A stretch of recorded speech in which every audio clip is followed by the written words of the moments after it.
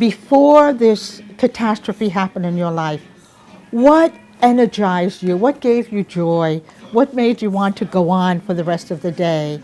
Find something that gives you joy and move on with it. So that's a big point in bereavement too, to realize you're still having your moments of sadness, you still miss what you had, but you're learning to find a new normal because your life is never going to be normal again.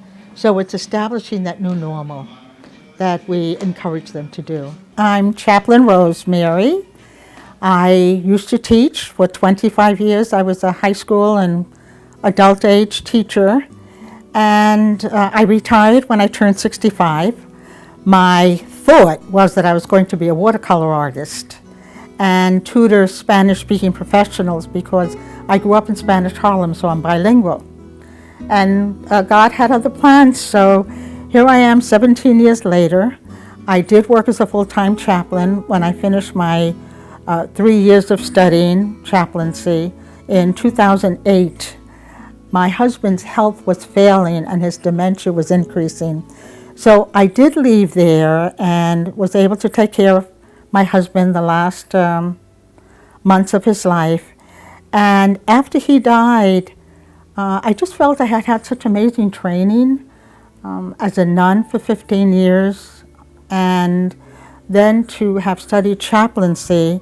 And I just felt there's a reason why God gave me all this training. So I wound up volunteering to work with the bereavement group at my parish, St. Augustine's in Larchmont.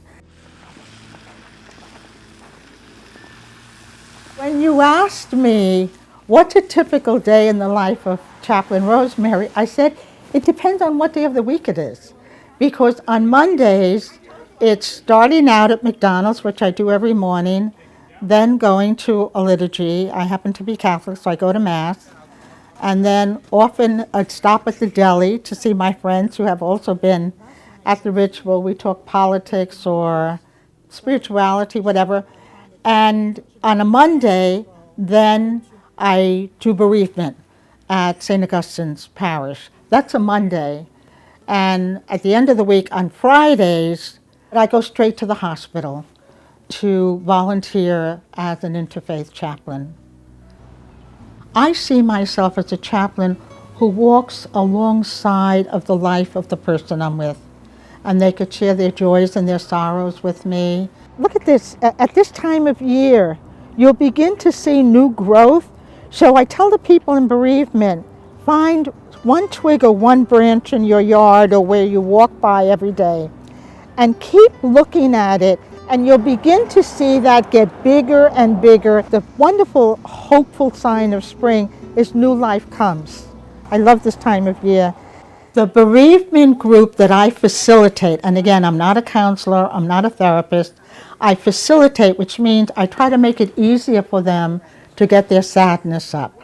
We encourage the 8-week program because then they learn an emotional support system. They're with other people that have had a loss. And our group in particular, the hour we spend is serious and it's focused. It has to do with bereavement.